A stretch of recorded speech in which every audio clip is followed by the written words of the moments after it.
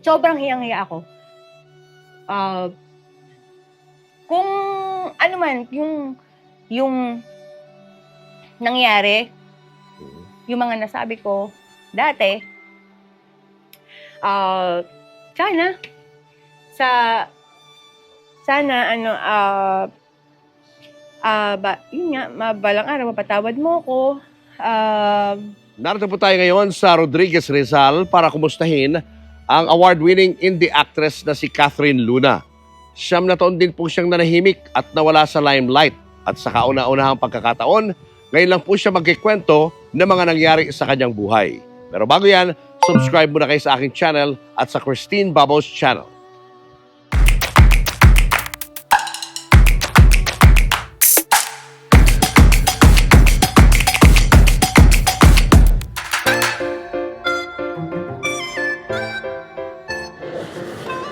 Hi! Hello! Kumusta ka? Okay lang. Catherine Luna. Long time no see. Grabe, no? Guys, napakaswerte natin ngayon dahil makakausap natin ang isang award-winning actress. 2016 pa ho, nahuli natin siyang napanood sa telebisyon. Miss Catherine Luna. Hello po. Catherine, welcome to my channel. Hello po, magandang araw. Kumusta ka na ngayon? Anong pinagkakaabalahan mo? Ngayon, naman, mga racket-karakatan lang. Racket on the side, ha? Racket po. Grabe, 2016 ka nang huli ka mapanood ng mga tao. That was 9 years ago. Sobrang tagal na. Opo. Ano nangyari? Bakit ka nag-quit sa showbiz? Nagkasakit ako. Nagkasakit po ako, nagka-problema yung kabilang mata ko. Oo. Siyempre, nawalan ako ng tiwala sa sarili ko. Nahiya ako. Oo. Parang Wala ka na confidence. nawalan ako ng confidence. Nawala talaga. Oo. Ano ginawa mo after nun? Wala. Ano na ako nun, nung simula nun naging magulo na buhay ko talaga. Oo. Naging magulo na nung nagkasakit ako. Para bang nawalan ako ng pag-asa eh. Oo.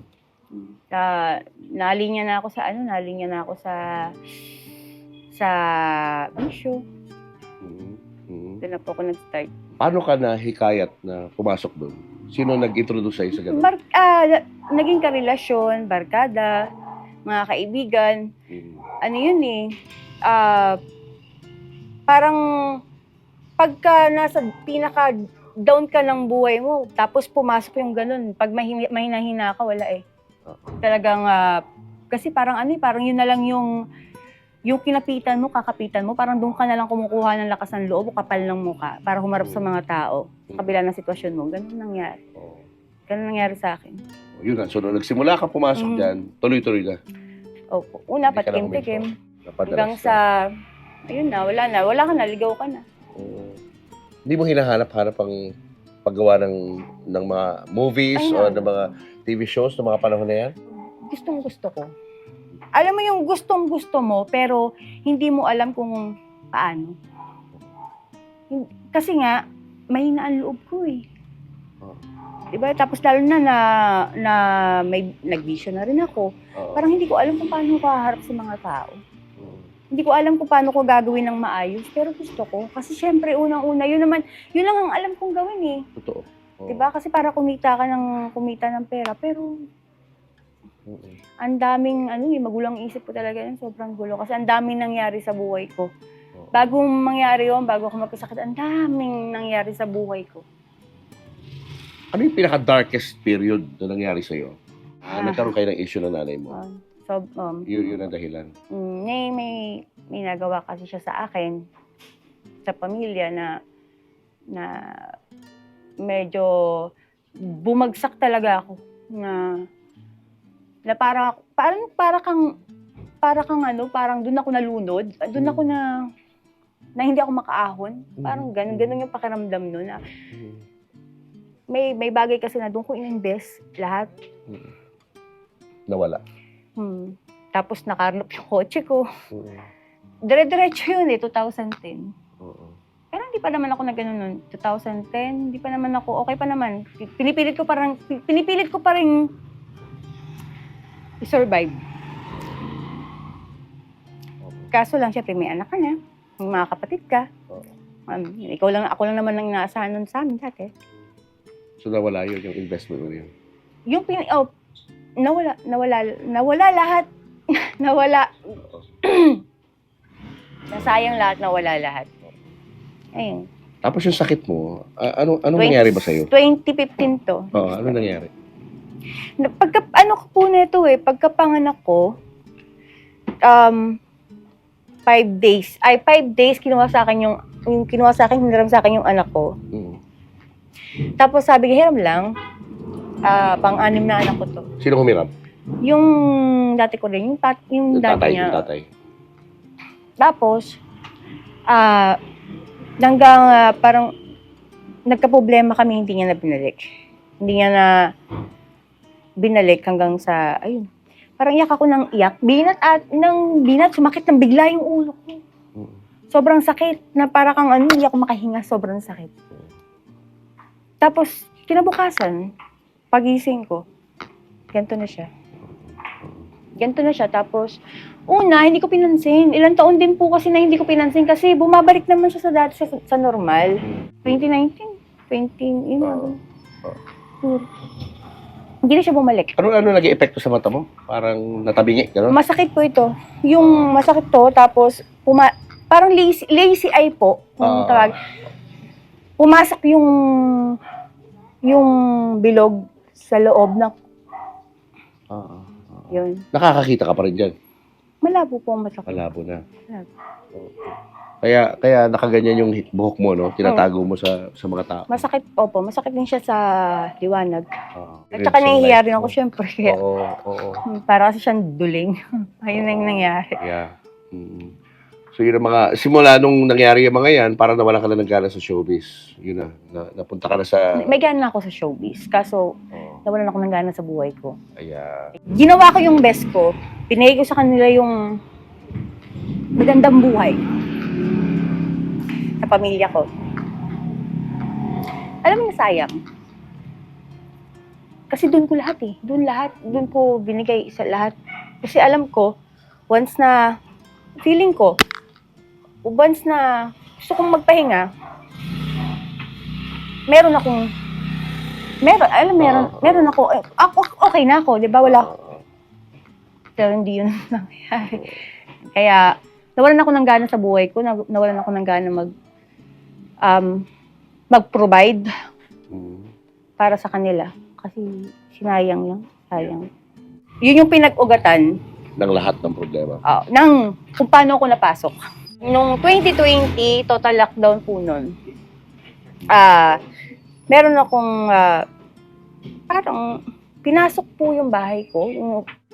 Tumalon lang sa Tapos kumatok pa, pinuksan ko. Tapos ayun na. Yun daw, inuhuli kami. Gumagamit kayo nun? Pwede. Nung Hindi. time na yun, Hindi. Pumasok na sila. pumasok sila. Tapos? Tapos naghalugog na. Pinosas yung dati kong kinakasama. Meron akong kinakasama din dati. Yun na, dinala na kayo sa polis. Ano nangyari after that? Ayun, inano po ako. Nilaban ko yung kaso ko. Nilaban ko po. Kasi wala naman po kasing bentahan talaga nangyari. Walang bypass naman talaga nangyari. Sinetap kayo. Sinetap. Hindi, pumasok lang po talaga. Nagkataon lang kasi talaga noon na pababa lang yung bako, tinalon nila. Tapos kinatok. Yun na, parang ganun lang yung siste nangyari. Ano nangyari sa partner mo? Nakulong din siya. Isang Nakulong taon din. naman siya.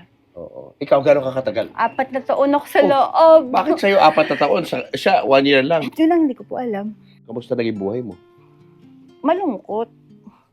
Pero po ako noon na medyo nakaka-survive kasi po ako yung mga activities po nila, sumasali ako, yung mga naging po ako doon, naging sa labas, nagluluto po ako. Ako yung cook. Ako po yung sa kitchen. Nagluluto ako para sa mga personnel, sa mga preso. Tapos, ako rin, parang pinagkatiwalaan po ako doon. So, hindi ganun kahirap, pero malungkot. Sobrang lungkot. Ano yung nagpapalungkot sa'yo? Ang mga Hindi mo sila nakikita? Tapos,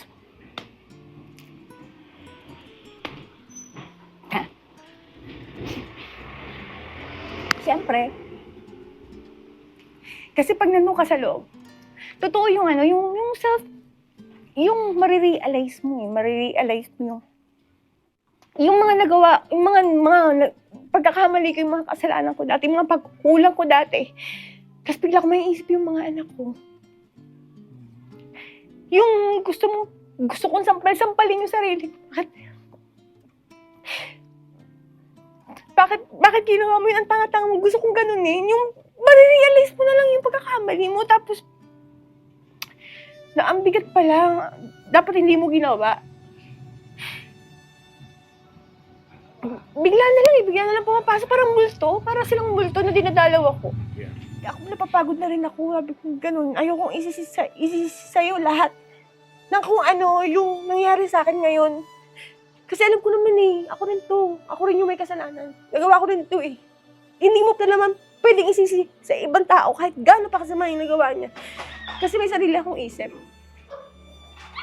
Ako lang to, in-enjoy ko lang talaga kung ano yung, in-enjoy ko lang yun, kung ano yung maling nagawa ko. Pero, gusto ko kasi, tulungan mo ko, Gusto ko magbago. Nasa loob ako nun Gusto ko na magbago. Gusto ko kalimutan, gusto ko makalimut, hindi ko alam kung paano, tulungan mo ako kay mama. Nagmamaba ng mama mo na tulungan mo ako, kung gano'n. Parang, tapos sabi niya, anak, sorry. First time niya sorry. Yun lang, sorry.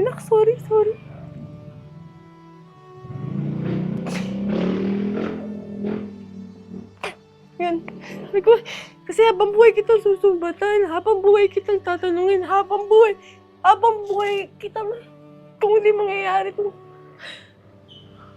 Habang buhay ako, ano masasak na, ang bigat. Naman dinadalaw ako lagi iniisip. Ang tindi ng galit ko sa'yo, kasi hindi pa rin maalis-alis. Sabi ko, nahihirapan na ako kung ganun. Ayoko na ng ganitong pakiramdam. Tulungan mo ako, ma. Tulungan mo. Anong pakiramdam mo nung nag-sorry na siya? Para mo di-describe yung emosyon mo. Para ako bumalik sa pagkabata. Para ako bumalik sa pagkabata. Yun na, doon. Nag-start na yun na. Sabi ko, bigyan ko ng chance yung sarili ko. Sabi kasi ni mama, magbabago na siya. Bigyan ko ng chance si mama, bigyan ko ng chance yung sarili ko. Baka sakali, pag ginawa ko ito, gumaan lahat. Mawala yung bigat na nararamdaman ko. Tapos yun po, doon ako nag-start na pagdasal. Hindi ako marunong magdasal dati. Hindi ako marunong mag-rosary dati. Hindi ako marunong yung tumawag sa kanya. Bihira lang talaga ako pumunta ng simbahan. Pero nung nasa loob ako, natutunan ko lahat. Doon ako kumapit. Parang every time na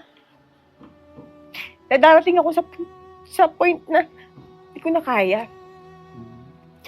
Na parang bibitawin talaga ako.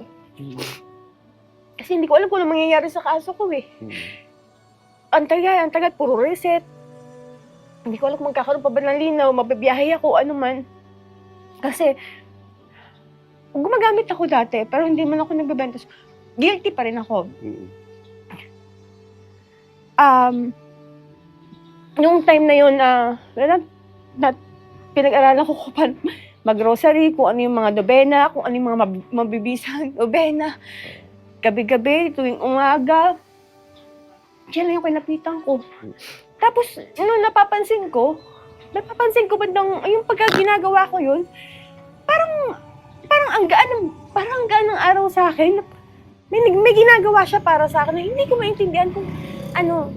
Diba, yung isa rin pinagpapasalamat ko, yung 4 na taon ako nandoon, walang nangyari sa mga anak ko. Hindi sila napariwara, hindi sila napahamak, hindi sila nagkaroon ng lupang karamdaman. yun din talaga umayon sa akin kasi yun lang naman talaga yung pinaka-problema ko. Yun na yung pinag-inaalala ko paano sila. So, kahit pa paano nararamdaman mo yung pagmamahal ng Diyos, pinaparamdam niya sa iyo unti-unti. Nung lumapit ako sa kanya, ang gulo ng isip ko noon, sobrang gulo na parang wala na talaga akong, nawala na ako ng pag-asa eh. Yung ubus na. Nung tumawag ako na, Lord, di ko na talaga kaya, di ko na alam kung anong gagawin ko. Tulungan mo ko kasi baka sakali, di ba, ganyan. Nagulat ako. May miracle na nangyari na bigla na lang natuloy-tuloy yung hearing ko. Bumilis na. Bumilis na po. Yung isang taon na yun na time na yun, pangatlong taon lang ako talaga Nung isang taon na yun, tuloy-tuloy yung hearing ko. Tapos na-dismiss ako. Ano naging pakiramdam mo? Paano mo i-describe nung sinabing dismiss na yung case? Iyak na malala ako noon. Kasi, yung pakiramdam na pagtapos mong manganak, yung nagde-labor ka, sakit-sakit, pero nung nakapanganak ka na, ang sarap parang, yung napapaiyak ka sa tuwa, sa gaan, sa ginawa, hindi mo maintindihan, hindi ko maan. Tingin mo yung pagkakakulong mo, bahagi yan ng plano ng Panginoon para sa'yo? Kasi, sa tingin ko po, bahagi. Kasi kung hindi nangyari yun, baka patay na ako ngayon. O kaya baka, malaking sindikato. Baka ganun na ako ngayon. Niligtas ka niya? Niligtas. At since then, paglabas mo ng kulungan, hindi ka na bumalik? Hindi po. Ano yung sa tingin mong biggest regret mo na ginawa sa buhay? Minsan kong napabayaan yung mga anak. Parang hindi ko na kaya kung paano yung maging ina. Natakot ako sa responsibilidad. Natakot ako para sa kanila dahil sa ginagawa ko. Which is, hindi ko makaya kontrolin na. Madali naman sabihin na, tigil mo na kasi yan. Madali lang naman yun. Pero paano? Paano kung yung paraan na yun, yung ginagawa mo na yun, yun yung nakakatulong sa'yo, medyo nagpapalakas ng loob mo. Yun na yung, doon ako dumepende. Napabayaan mo yung mga anak mo? Napabayaan ko yung mga anak. Hindi mo sila kinakausap, hindi mo sila supportan, wala? Napabayaan ko. Ibang tao umaan sa kanila. Naipaalaga ko sila sa ibang tao. Kamusta ang relasyon mo sa kanila ngayon? Okay naman po. Unti-unti mo nang Bumabawi. inaayos. Paano ka bumabawi sa kanila? Yung pagiging ama't ina, pinipilit ko naman. Kahit mahirap. Kasi, pinipilit ko mag-provide. Tsaka, pinipilit kong ipakita sa kanila na yung paramdam sa kanila na may nanay sila. Kaya nandito ako. Sabi ko, babawi ako sa inyo. Sinabi ko naman sa kanila. Babawi ako. So, kamusta naman ang buhay mo ngayon? Saan ka nakatira? Eto, dito sa Minsan-minsan. Pero most of the time, nasa Palawan ka? Hindi, paiba-ibang lugar. Pag kung saan yung may offer na maganda, doon ako, 1 buwan, 2 buwan. Kaya ako nagtagal nun. Oo. Kasi hindi ako napasahuran. Ay, talaga? Nag-antay ako ng sahod. Oo. Anong trabaho mo ba? Anong ginagawa mo? Anong klaseng show? Show, mga pole dancing, ganun. Sumasayaw ka pa rin hanggang Sayaw. ngayon. Wala, yun na lang. Yun na lang alam ko medyo kahit paano, di ba, makakaano-ano ko. Hindi ka ba open na bumalik sa pelikula? Sa paggawa ng mga movies or TV shows? Kasi ang iniisip ko, kung papasok ako open naman. Kaso kung papasok ako, tapos medyo hindi pa ako ready, baka mapapayaan ko lang, hindi ko magawa ng maayos yung trabaho. Oo. Masira pa ako. Oo. So hindi ka pa ready ngayon? Meron pa ako may mga dapat pa akong ayusin, katulad nga yung ito nga, kailangan ko magpa-opera, kailangan kong ipagamot to kasi maano pa daw to matitreat pa daw. Oo. ipon na lang muna. Ayoko kasi, nahihiya talaga ako yung lumapit kung kanino, mangingi ng tulong. Lang muna. Nakakapanghinayang lang kasi dahil napaka-talented mo. Ang galing mo umarte, ang dami mo ng mga awards na nakuha. Sana Thank makabalik ka. No? Sana makabalik ka. Sana. Yeah. Kung open pa rin, maayos na. Siya ang aking pangalawang only boy. Aha. Ang aking baby boy Yeah. na matanda na. Ano masahe mo kay mami mo? Ha? Eh, yung isang mo anak, nasaan? Princess! Ano to? Pangatlong anak ko. Ano siya? Pogi daw siya. Hindi Ay, gano'n. Pogi daw Him ka ba siya. him? Ano masahe mo sa mami mo? Napaka bait niya, mapagmahal siya. Ang gusto ko lang sabihin sa kanya is salamat sa pag-aalaga sa amin. Yun lang, mahal ko siya. Uy, iyak naman ako. Yun lang. Kailan kayo naging close talaga ng nanay mo? Bata pa lang. 11. Nung 11 years old. Pakananay na ako. Oo, Ayoko nawawala siya sa tabi ko. talaga. Umiiyak ako pag nawawala siya sa tabi ko. Ganun. Kahit napakatigas ang ulo mo, ako na yung nanay sa atin dalawa. Mahal na mahal kita. Love you. And thank you so much po. I love you, Mami. Yan lang po. Sana lang na sana makayanan. Kaya mo yan. Basta aalagaan ka niya. Alam mo yun. Hindi ka paabaya. Hindi naman daw po, siguro hindi ako ganun kasamang tao. Siguro hindi ako ganun kasamang ina. Kaya binigyan niya pa rin ako ng chance. Yeah.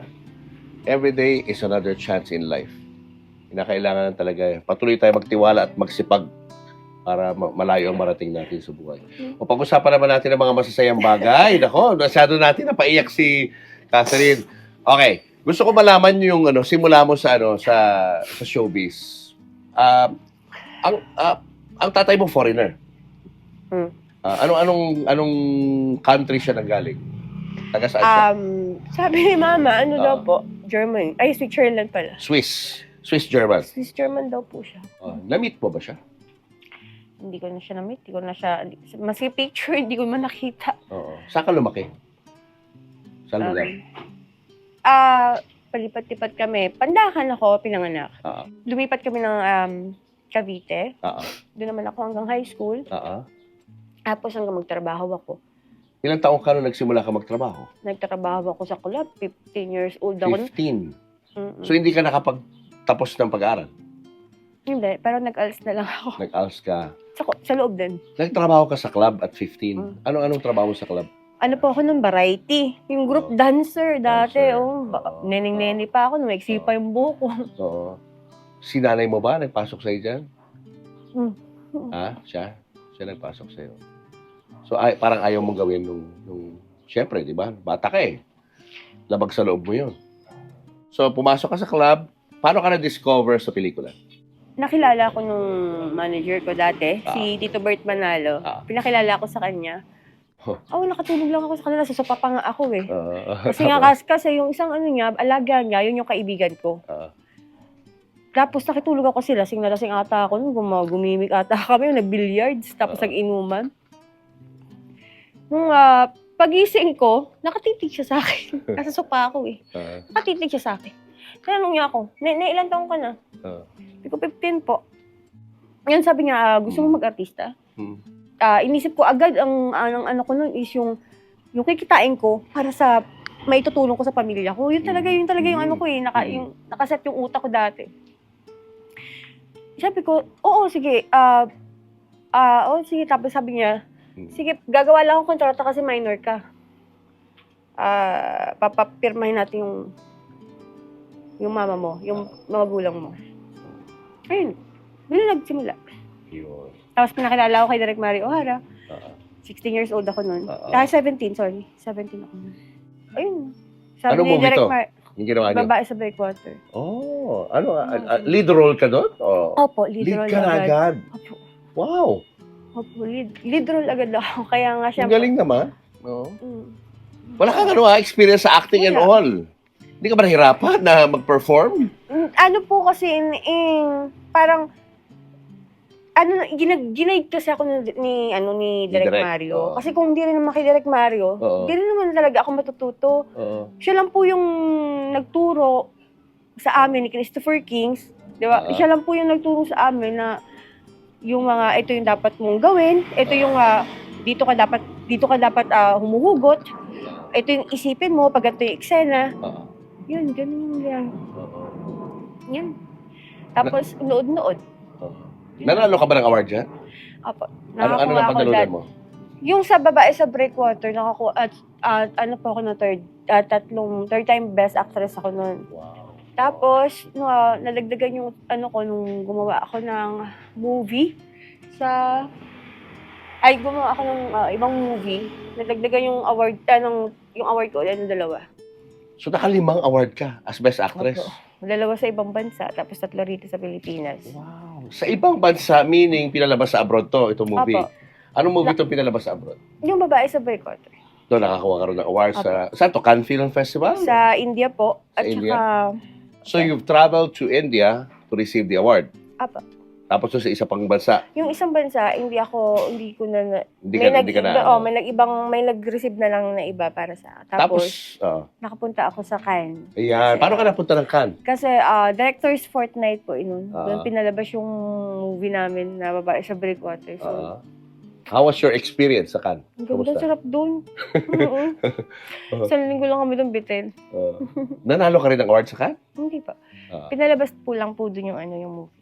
Pero ano yung experience mo? Paano mo i-describe yun? Yung nagpunta ka sa isang event na napaka-prestigious, nakita mo yung mga sikat na artista. Hindi nga po ako makalapit kasi ako. Sino mga nakita mo ron? Nung time na yon, ano po yun parang red Red carpet. carpet, di ba? Red Oo, carpet po oo. yun. Tapos ando sila, si Julia Roberts, Wow, uy, parang medyo hawig mo yun. si Jennifer, si Brad Pitt, kasama nun dati si Jennifer Aniston pati Oh sila, my yun, gosh. sila ba natin. Oo. Tapos yung bida ng Harry Potter dati. Si Daniel Radcliffe. Oo. Tapos, hindi ko na alam yung pangalan ng isa, pero Hindi- familiar lang. Hindi ka nagpa-picture. Kaya, Riya ka.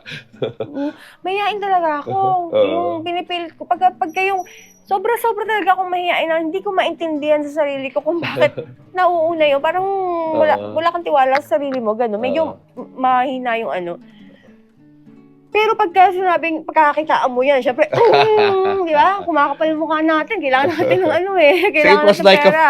It was like a fairy tale, no? Pag describe mo. Hindi mo sukat akalain na makakapunta ka sa mga ganong events. Mananalo ka ng mga ganong awards. Bigla, Parang panaginip. yung blessing, bigla, gano'n Oo. talaga. Diba? Hindi mo, ang sarap sa pakiramdam, lalo na nung time na, nabibili ko na kung ano yung gusto ko. Aha. Naibibigay ko na yung, nagiging provider na ako sa pamilya ko, sa mga kapatid ko, napag-aaral ko yung mga kapatid ko. Nabibigyan ko ng pera si mama, napapagawan ko na sila ng bahay, nabibilang ko sila ng gamit. Ang sarap sa pakiramdam, nabila ko sila ng kotse, ang dami. Tapos nabigyan ko sila ng negosyo. Oo. Ang sarap sa pakiramdam. Oo. And you went on to make movies after that. Nakagawa ka pa ng mga movies. Dapat, nagtuloy-tuloy ako kahit na nanganak, pero nakakagawa pa rin naman ako. Kapag ginagawa mo yung mga movies na mabuntis ka. Nabubuntis ako! Nako, oo. Mabuntis, tapos, May break ha? hindi ko na maintindihan sa matris ko. Buntisin talaga ako. Dahil magkamali lang ako ng medyo magkamali lang ako ng bilang ng ayun lang, wala na. Gano'ng karami na ba anak mo ngayon? 7. 7! Meron akong, Wow. pinaka-bunso ko ay 4 years old. Oo. Ang panganay ko, 19. Magta-20 na. Si Coco Martin, saan mo siya nakilala? Si Coco, kakilala kami sa movie. Nagkasama kami nung galing ako ng France. Tapos, yun na. Kwento-kwentuhan. Ayun, doon naman nagsimula yung banding namin, doon kami nakita. Masahista ba to? Itong movie na to? Hindi. Ano pa? Lalo to, Pagkagat ng Dilim. Pagkagat ng dilim. So, Bago mag-masahista. Coco was not a famous actor back then, no? Parang indie actor siya noon. Opo, dati. Yung panahon na yun. Indie actor siya, pero hindi pa siya ganun Hindi pa siya talaga sikat na. Kasing sikat ngayon, no? Opo. Pero ikaw, mas sikat ka. Kasi award-winning actress ka na eh. Nung time na yon. Mas sikat ka kaysa sa kanya. Nung time na yon. Oo. Ayun. Paano na-develop yung relationship yung dalawa? Dahil sa ano rin, mabait kasi si Coco. Mabait si Coco. Oo.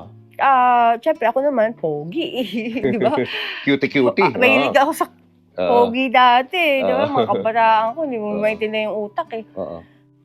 Basta gusto ko siyang kasama, ganun. Oo. Tapos yung nararamdaman mo na parang meron ng mutual understanding, yung both side, yung mararamdaman ko na siya, parang may mapahiwatig. Siyempre ako naman, ganun din.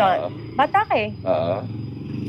Yun, tapos, ayun hanggang, ayun na, lumalabas-labas na kami. Pumupunta siya sa bahay. Doon siya nag-i-sleep over. Ilang apartment ko rin yung hidapatan na pinuntahan niya, doon din siya tulog. Nakilala siya ng mama ko, pero hindi pa siya sikat na ito eh. Hindi pa talaga Tapos, yun na. Hanggang ngayon na. Yun tapos, pagkatapos noon, madalas kami magkita, madalas kaming lumabas. Tapos biglang nag-stop. Tapos parang lumamya, siyempre. Yun, hanggang paminsan-minsan na lang, lumadalas sa bahay hanggang, ayun na, stop na. Minamit akong guy, di ba? Naglabas kami. In short, yan nangyari sa amin. May nangyari sa inyo nung guy na yun. Pagkatapos nun, nagkita pa kami ni Coco. Yun. Ayun. Nagkita pa kami ng Coco nag-overlap. sa condo. Oo, nag-overlap. Condo yung pinag-ano. Pinatig niya ako sa condo, tapos, yun na yung tapos yun na yung last. Yun pala yung last. So, after 3 months, nabaltaan ko, buntis ako. Isa lang, syempre, pumasok sa isip ko. Diba? Pero nung time parang, alam mo, alanganin ka. Alanganin ako, pero feeling ko lang, baka siya. Kasi yung isang beses lang naman yan eh. Diba? Isang beses lang naman yun. Tapos nung pinanganak nung nilabas ko si Nicole, dumalaw siya. Tapos sabi niya pa, kaya medyo tumindi rin yung ko. Sabi niya kasi, nung nakita niya si Nicole, binuhat niya, tapos sabi niya, Kat, nakikita ko yung picture ko ng bata. Nung baby daw siya, nakikita niya daw yung picture niya kay Nicole. In other words, nakikita niya yung mukha niya sa bata. Oo, nakikita yung mukha niya. So, ako naman, syempre, assumeran ng taon, nag-assume ako. But you never told him na ikaw ang tatay, gano'n? O sinabi mo? Hindi.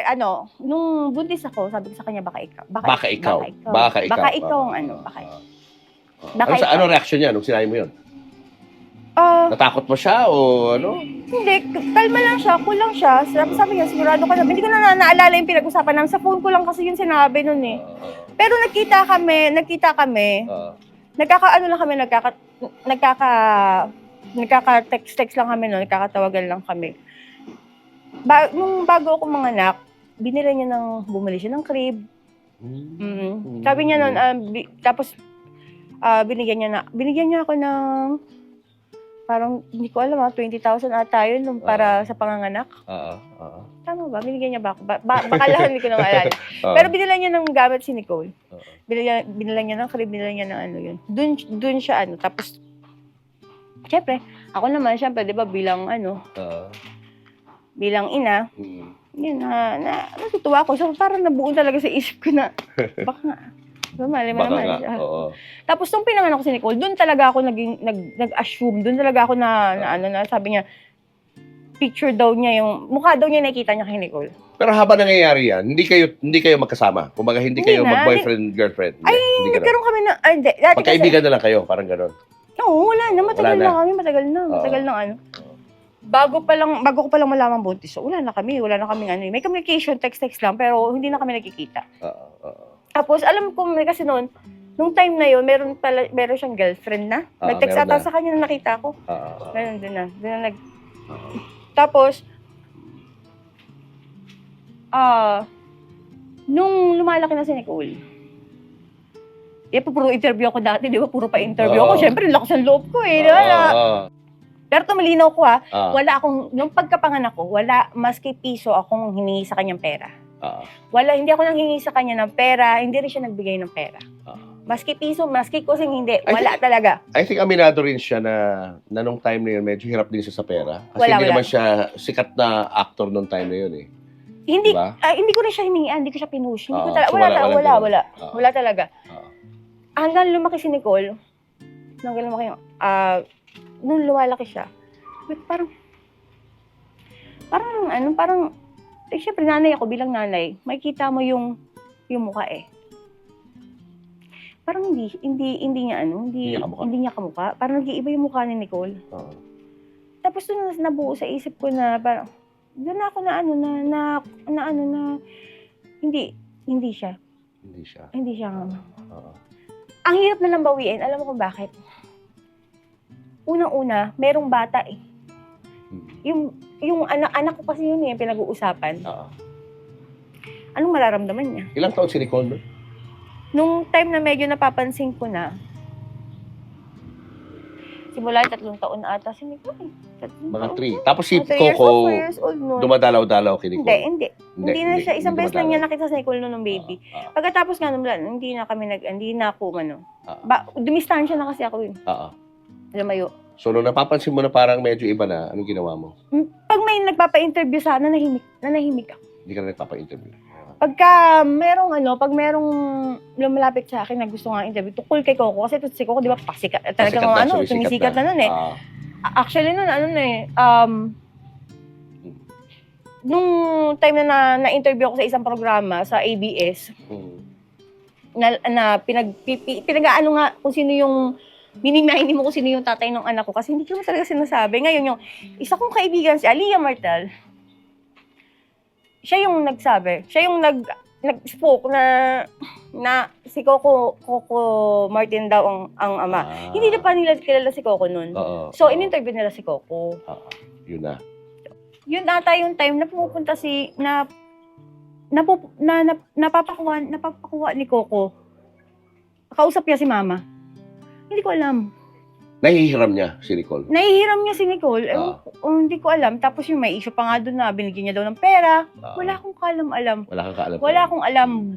Ang nagkwento na lang sa akin, pagkalipas siguro ng mga 1 taon, bago nakwento sa akin na, si Nicole din, yung anak ko rin na, Mami, alam mo ba? Yun nga, kinento niya na pumunta. Pinakuha daw siya ni Coco doon. Wala akong kaalam-alam. Anong ginawa sa kanya? May nung DNA siguro. DNA. Pinatulog daw kasi siya doon. Baka yun yung kinakwento niya na hindi ko rin bata pa kasi Nicole noon eh. Tapos nagbigay daw si Coco daw ng pera kay Mama. Doon ako nagalit din kay Mama na kaya kinuha ko sa kanya si Nicole. Kasi unang-una sa lahat, ako nga, hindi ko ginawang way yun para magkapera ako eh. Pero kung tutuusin, kaya ko naman eh, di ba? Kung walang hiya lang akong tao. Hindi ko ginawa yun. Hindi ko ginawang pagkakaperahan yung mga anak ko. Pagkakitaan. Hindi ako tumanggap. Wala naman ako tinanggap talaga kay Coco eh. Maski alam niyo yan. Wala akong tinanggap na pera. Simula nung nilabas ko si Nicole. Hanggang lumaki si Nicole. Wala akong tinanggap na pera sa kanya. Wala siyang binigay sa akin. At kung ano man nangyari noon, hindi ko alam yun eh. Hindi mo alam. Hindi ko alam. Tinago sa akin ng mama ko. Tinago sa akin ng mama ko. Nakwento ba sa'yo ng nanay mo kung bakit nauwi sa pagkakaroon ng DNA test? Wala nga siyang kwento eh. Wala siyang kwento. Ang nagkwento sa akin nun, yung anak ko. Nung kinuha ko na si Nicole, kasi nga nabalitaan ko na ganun, kinuha ko si Nicole sa poder ni Mama. Kaya ako tinatago, nilalayo yung bata. Kasi ayokong magkaroon ng dumating yung panahon o yung araw na sabihin, may magsabi sa akin na na ang utak niyan, pinirahan, o kaya kumano ng pera, di ba? Dahil Tapos hindi naman pala, anak. Kasi nararamdaman ko na nga nun Oo. na hindi. Oo. Hindi ko lang alam kung paano ko sasabihin sa kanya. Oo. Kasi na pinangunahan ako ng hiya eh. So parang nagtatago ka na sa kanya. Ayaw mo na siya Nagtatago kausapin. na ako, ayoko Para na wala talaga. na lang usapan tungkol Gusto sa ko bata. patayin yung issue, oo. So never mong hiningan siya ng pera para buhayin yung bata. Never! Wala. Maski piso. Wala. Maski Wala. sir, maski piso po. Hindi ako humingi sa kanya o hindi ako tumanggap sa Kasi kanya. iniisip ko lang, bakit nauwi sa pagkakaroon ng DNA test? Opo. Yung usapan, bakit napunta ron? Pumunta siya kay ma'am. Oh, yun ni, nila Gusto lang eh. talaga niya na ma-clarify sa sarili niya. Matagal niya nang gustong makasama si Nicole. Matagal niya nang gustong, parang, noong time na gusto niya mag-reach out, gusto niyang maano si Nicole, gusto Oo. niyang makasama, Oo. umaayaw na ako nun eh. Kasi nga parang syempre nakita ko na tinatago ko na lang na nagdadahilan na lang ako. Pero ang totoo kasi talaga, ayoko na para matapos na, para maputol. Tapos bandang siguro kinatagalan, baka doon ko na lang siguro aminin, di ba? Kasi syempre, maapektuhan, lalo maapektuhan yung si Nicole eh. Yun ang nasa isip ko eh. Tapos pangalawa, hindi ko alam kung paano ko babawiin. Hindi ko pa alam kung paano ko ipapaliwanag yung sarili ko. Kasi ito na yung nasabi ko eh. Oo. Ito yung unang pinaniwalaan ko. Oo. Pero una pang DNA test na yan, matagal na akong wala. Mas pinili ko na lang manahimik kahit na wala akong, mas pinili kong magtago sa tao, mas pinili kong hindi sagutin yung mga issue, mas pinili ko na nga lang mawala sa eksena. Kasi, nahihiya ako. Kasi, hindi ko alam kung anong mukhang ihaharap ko. Hindi ko alam kung paano ko sasabihin na mali ako. Na nagkamali ako. Na hindi ko alam kung paano ko gagawin yun na hindi ako husgahan ng tao. At the same time, hindi maapektuhan yung anak ko. At pamilya ko. Nahirap bawiin yung salita. Diba? Mahirap bawiin yung salita. Lalo na, parang pinanindigan mo nung una. Kasi, hindi ko alam.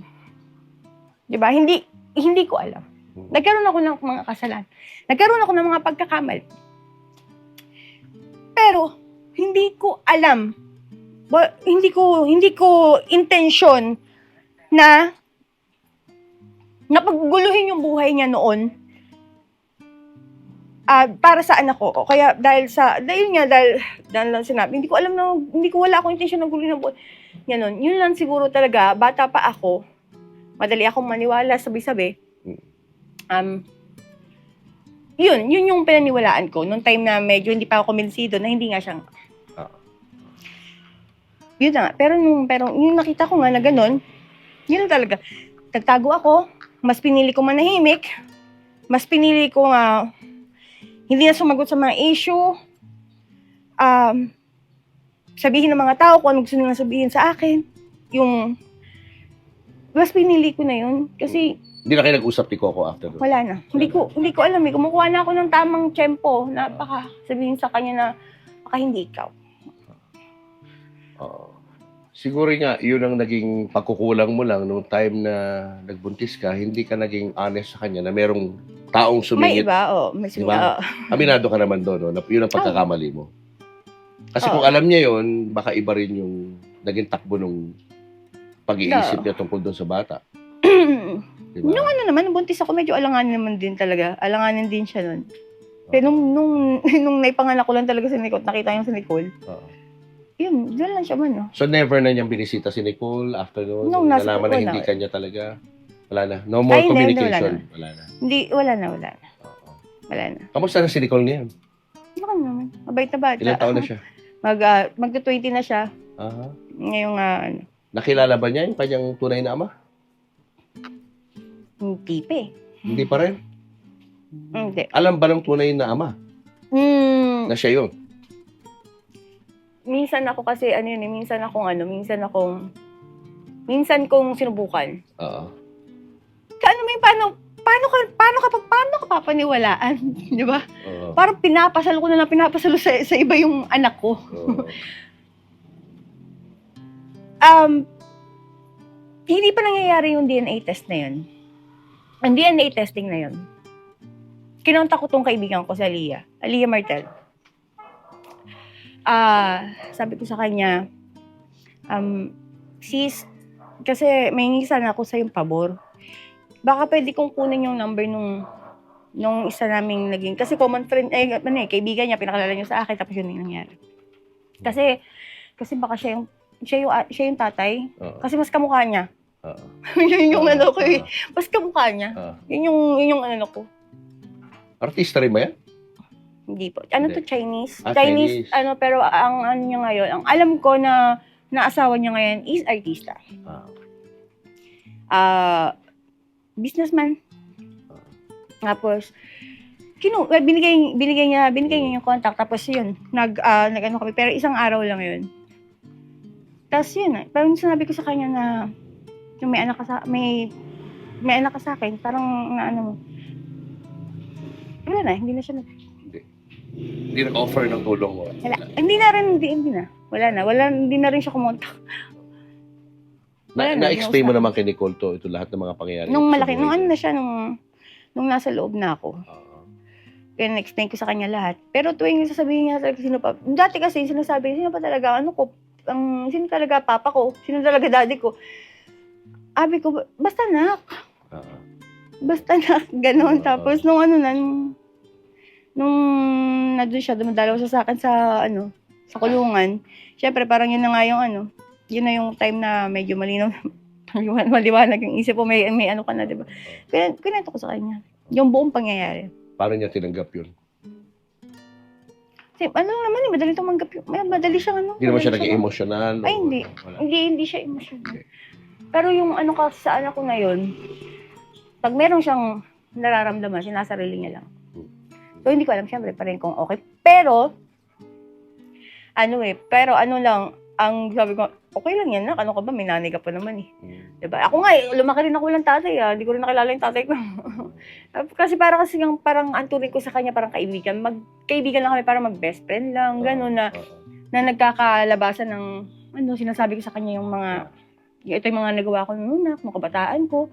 Kaya, ito, kinukwento ko sa'yo to, kasi, para mas maintindihan mo ko. At the same time, para hindi mo lakaran yung path na dinaanan ko. Diba? Para hindi ka maligaw. Kasi, hindi ko naman sinasabi na wag mong gawin tong bagay na to. Sa akin, ayokong gawin mo tong bagay na to. Pero isipin mo kung ano yung kahihinatnan. Tignan mo ko ngayon. Basta tingnan mo lang ako na. Kung gusto mo yung nakikita mo, gawin mo. Pero kung hindi, iwasan mo.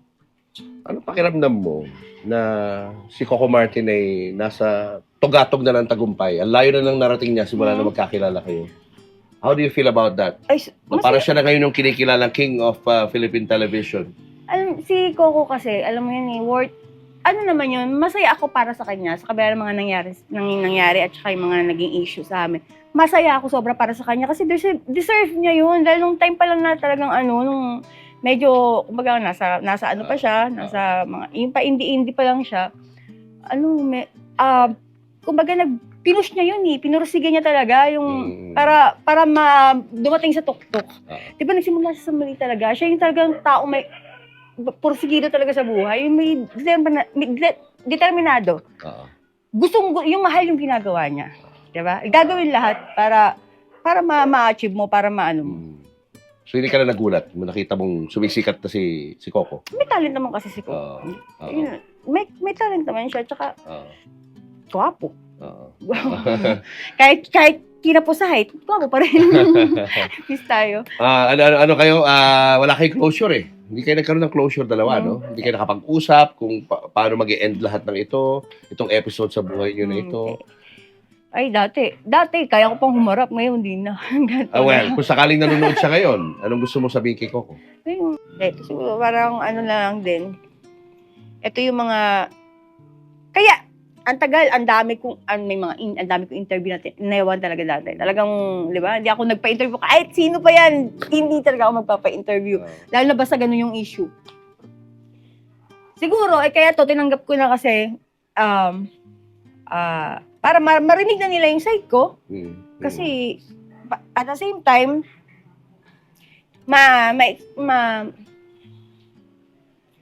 Yun na, masabi ko na sobrang hiyang-hiya ako. Kung ano man, yung nangyari, yung mga nasabi ko dati,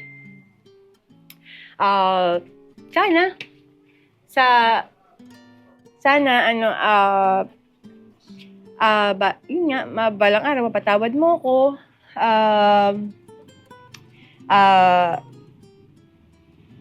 Gusto kong magpasalamat kasi hindi katulad ng iba diyan, ng ibang ama diyan, 'di ba, na pag sinabing sa kanya yung walang pakialam na sila pa yung lumalayo, pero ikaw tinry mo pa rin lumapit, tinry mo talagang malinawan. Mahal mo si Nicole. Pero yun nga, sorry kasi nagkamali ako. Dala ng kabataan, dala ng mga maling nagawa ko noon. Pati ikaw, nagulo yung buhay mo. Yun, humingi ako ng dispensa. Humingi ako ng magpatawad mo ako balang araw. Pero walang ibig sabihin ito. Walang Kung sakaling gustong makita ni kung makapakwentuhan lang ni Kokoy, si Nicole, payag ka ba? Papayag ka? si Nicole, siya naman, ngayon, sa buhay niya, siya naman nagdidesisyon. Kung ano yung gusto niyang gawin sa buhay niya, nakasuporta lang ako, nasa likod niya lang ako. Kumbaga, ako tagapaalala. Kung ano yung gusto niya, kung saan, yun naman ang gusto sa kanila, kung saan sila masaya. Yan. Wow. Maraming salamat sa pagtitiwala mo sa amin, sa Thank you iyong pagbukas ng puso dito sa interview na ito. At least, salinawan na natin lahat, no? Kung ano talagang panig mo dito sa Thank you sa pagpapaiyak. Masyado matagal na. Masyado matagal na itong usapan na ito na at least ngayon ay narinig namin. Pero yung magaan side din. mo. Magaan din pakiramdam. Ngayon, no? Oo. Kasi parang sa lahat ng nangyari sa akin, Oo. ngayon, nisip ko sa pagkalaya ko, wala na akong pakialam sa sasabihin, sa isipin ng tao. Basta siguro ngayon, dapat ang importante magpakatotoo na lang tayo, di ba? Tanggapin natin kung anong pagkamali. Kalimutan natin. Gumawa tayo ng aral doon. Tapos ngayon, harapin na natin kung ano yung bukas, di ba? Yung mga ganun talaga. Pero papatibayin kasi talaga ng loob. Nakulungan, doon ako pinatibay. Oo. Kaya wala ka nang pakialam kasi nangyari na sa akin eh. But are you gonna be okay sa buhay mo? Ang yung mental health, okay ba? Ang yung emosyon? Kasi ngayon, unti-unti na inaayos ko nga yung sarili ko kasi nga, gusto ko kasi ang dami kong gustong gawin. Gusto ko magpa-opera, gusto kong ayusin yung sarili ko. Parang, wala talaga akong dito, wala na, parang bumaba na talaga sobrang bagsak na yung self-confidence dahil nga sa nangyari sa kanya. Siyempre, paano ka nga naman, di ba, aarte? May mga kumukuha sa akin na paano ka aarte kung di mo naman mapakita ang kabilang mata mo? Ayun, ibukod dun sa pangit na siya tignan, masakit. Meron akong nararamdaman na siguro nasanay lang din ako sa sakit, kaya na hindi ko na masyadong dinadaing. Thank you so much. Thank you. Thank you for trusting us with your story. Thank you po. Salamat ng marami. Thank you, Good sir. luck sa iyo, ha? Opo. Good luck. Ang second wish ni Bonnie, medyo alam nyo na siguro kasi yan din ang laman sa comment section. Ang wish ni Bonnie ay sana magkaroon siya ng pustiso. Hi! Here's Bonnie and Nilo. At ito'y walang iba kundi ang GAOC. Naku, excited na akong makita kung anong magiging bagong smile ni Bonifacia. Dahil dyan, be, makakasali ka na ng Queen Lola. Okay, nanay. So, ito na. Nakakabit na ang pustiso nyo. Dito ang taguan kapag natutulog. Ayan. At walang problema, nay. So, napag-usapan na po natin lahat ng care instructions, paano po aalagaan ang pustiso, paano po lilinisan, kailan susuotin at tatanggalin. Nakapag-practice na rin po tayo ng suot at tanggal. Ngayon, ang kailangan na lang gawin, testingin. So, ipangkain niyo po siya. Normal pong mabubulol po talaga kayo, kaya wag po kayo mahihiya. Magtsikahan lang po kayo ni Sir Nilo para masanay po ang dila natin at ang oral tissues natin sa pananalita. Ngayon po, Dok, na may bagong ngipin na yung wife ko, paano po yung kissing scene namin? Naku, walang problema. Very retentive naman po yung upper denture ni nanay. Maganda po ang kapit, so wala pong magiging problema. Julius and Tintin would like to thank the following. Pure Gold, always panalo. David Salon, wherever you are, whatever you do, David Salon brings out the best in you. Raja Travel Corporation, with you on your journey. David's Cologne Love Mist. To order, message tonybbabaw@gmail.com. Enagic from Japan, Kangen Water Machine.